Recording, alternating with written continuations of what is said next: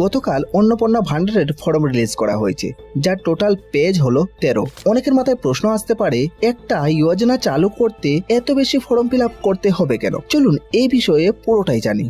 তার সাথে সাথে এটাও জানবো নতুন সরকার এই উদ্যোগ কেন নিয়েছে। দেখুন, ফর্মটা হয়তো ইতিমধ্যে আপনাদের হাতে পেয়ে গেছেন। ফর্মটা যখন আমি নিজেও পড়লাম তখন পড়ে যেটা বুঝলাম সেটা এইরকম যে এই ফর্ম ফিল আপ করা আর একটা পরীক্ষার কোশ্চেন পেপার সলভ করা দুটোই সমান। মানে আপনাকে কিংবা আপনার পরিবারের মহিলার জন্য যদি এই অন্নপূর্ণা ভান্ডার অ্যাপ্লাই করতে চান, তাহলে আপনাকে ততটা শিক্ষিত আর জানকারিওয়ালা হতে হবে যতটা আপনার এলাকার বিডিও জানে। কারণ এই ফর্মে যে শুধুমাত্র উপভোক্তার তথ্যই চাইনি, বরং পুরো ফ্যামিলির ঠিকুজি কষ্টি সহ পরিবারের নেটওয়ার্ক কতটা সেটাও জানতে চাওয়া হয়েছে। সরকার বলতে চায় যে সঠিক উপভোক্তা যাতে এই প্রকল্পের সুবিধা পায়, সেই জন্য এরকম উদ্যোগ নেওয়া হয়েছে। কিন্তু মজার বিষয় হলো, শুধু যে আপনি কাগজে লিখে জানিয়ে দেবেন যে আপনার পরিবারে এতজন সদস্য আছে আর আপনার নেটওয়ার্ক এত, তা কিন্তু হবে না।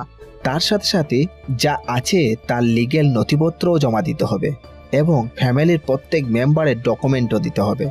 এবার আপনি বলুন, যদি আপনি এইসব নথিপত্র ওই 13 পেজে তুলতে চান, তাহলে কি আপনি সত্যিই 100% সঠিকভাবে এটা ফুলফিল করতে পারবেন?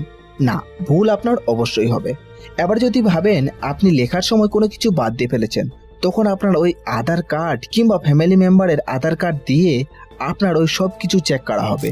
আর কোনো জায়গায় যদি ভুল ত্রুটি থাকে, তাহলে আপনার ফর্ম রিজেক্ট হয়ে যাবে। এবার হয়তো আপনি ভাববেন কোনো সাইবার ক্যাফে কিংবা ভালো কোনো শিক্ষিত মানুষ দিয়ে এটা ফিল করবেন, তারপরেও ভুল হওয়ার চান্স থাকবেই, কারণ তথ্যগুলো তো আপনাকেই দিতে হবে, তারা জাস্ট লিখে দিবে। তাহলে বলুন, এইভাবে কি আপনি কোনোদিনও ঠিকভাবে এই ফর্ম ফিল আপ করতে পারবেন? নাকি আপনার অন্নপূর্ণায় নাম কিংবা আপনার পরিবারের মহিলার নাম অন্নপূর্ণায় উঠবে? না, এইভাবে কোনোদিন ওঠা যাবে না। আর সরকার মনে হয় এটাই চায়, যাতে জনগণ এই 3000 করে না পায়। আপনি বলুন, প্রাক্তন মুখ্যমন্ত্রী Mamata Banerjee Lakshmi Bhandar form fill up করতে আমাদের দিয়েছিলেন, কিন্তু তাতে এতটা জটিলতা ছিল না। আর নতুন সরকার ভোটের আগে এবং মুখ্যমন্ত্রী শুভেন্দু অধিকারী এবং অগ্নিমিত্রা পাল এনারা সকলেই বলেছিলেন এই ফর্ম এতটাই সহজ হবে যে যারা একটুখানি শিক্ষার জ্ঞান আছে তারাও এটা সহজেই ফিল আপ করতে পারবে। কিন্তু এখন দেখুন, এটা ফিল আপ করতে গিয়ে উচ্চ শিক্ষিত মানুষেরও ঘাম ছুটে যাচ্ছে। এই বিষয়ে আপনার কি মতামত নিচে কমেন্টে জানাবেন। আমার মতে এই ফর্ম বাতিল করে নতুন কোনো সহজ ফর্ম ইস্যু করা দরকার, যাতে মানুষ এটা সহজেই ফিল আপ করতে পারে।